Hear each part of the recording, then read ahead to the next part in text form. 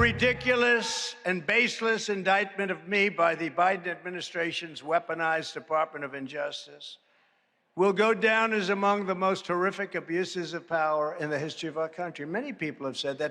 In an important sense, this is unprecedented, these most recent events. We've got a former president who's seeking re-election, who's been indicted by the Department of Justice, that's overseen by his likely competitor in the upcoming election. These are an extraordinary set of events. I'll say, though, I don't think that in any fundamental way this disrupts the basic dynamics of the upcoming presidential campaign.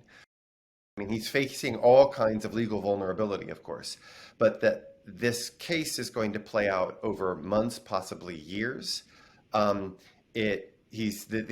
judge who's been assigned the job is a Trump appointee who's, to the extent that she's going to exercise influence, I suspect it will be in delaying the case further, which is going to spill these legal proceedings further into the 2024 presidential election, which is going to allow Trump to make the case, again, that this is all corrupt. I'm seeking the president and the presidency.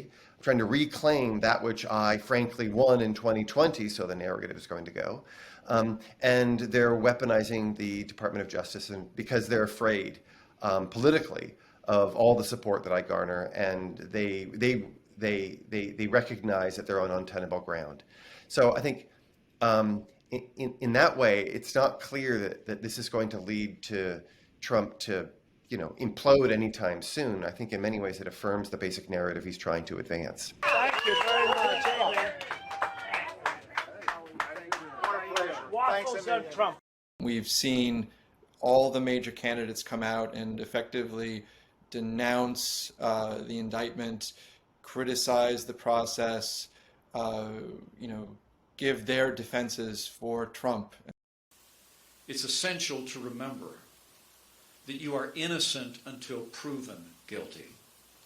It does seem very upside down from the standpoint of how Republicans operate, how you'd think campaigns would operate. Your opponent being indicted on federal charges for having these very serious documents in his possession, you'd think that other people, his competitors, people who want the nomination, would step right in and attack. And instead, we're seeing them defend someone who's being accused of fairly serious offenses against national security. Thank you very much. Waffles on Trump. Waffles on Trump. There's probably still a hope that the legal problems for Trump will accumulate to a point that he drops out of the race, or there starts to be some sort of reckoning among Republicans that we have to do something differently. And so I think there is a desire on the part of these Republican candidates to have the cake and also eat it, right? They want to benefit from Trump's downfall, but they don't want to be associated with it. They don't want to be the person who pushed for it. Our founding fathers would have absolutely predicted the weaponization that we've seen with these agencies, particularly Justice and FBI, because when you don't have constitutional accountability, human nature is such that they will abuse their power.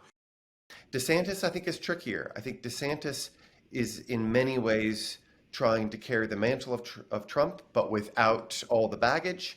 That's going to be his basic pitch.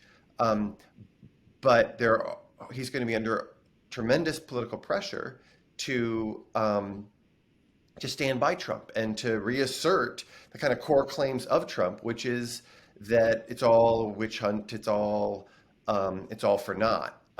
And given how far behind DeSantis is, he needs to find ways to differentiate himself from Trump if he's going to make up the ground. Right? President Biden, have you spoken to Attorney General Merrick Garland yet? I have not spoken to him at all. I'm not going to speak to him. I have no comment on what happened. Biden's approach with regard to the charges themselves is likely to be what it has been all along, which is to remain quiet and silent and not to breathe not to offer any hint that he's been involved or that he cares about anything other than the rule of law being protected. So this does provide, I think, some additional benefit to Joe Biden and might slightly tip the odds in his favor. But then again, we are still very far out from November 2024. And he needs to be able to make the case that he has done good for the country, that the economy is stronger than his detractors would claim, that he played a really responsible role in guiding the country out of a pandemic, and that while we aren't where we want to be, we certainly are headed in the right direction. And making that case is going to require him securing some space on the front page of newspapers across the country. And right now, it is and is likely to remain Trump all the way down.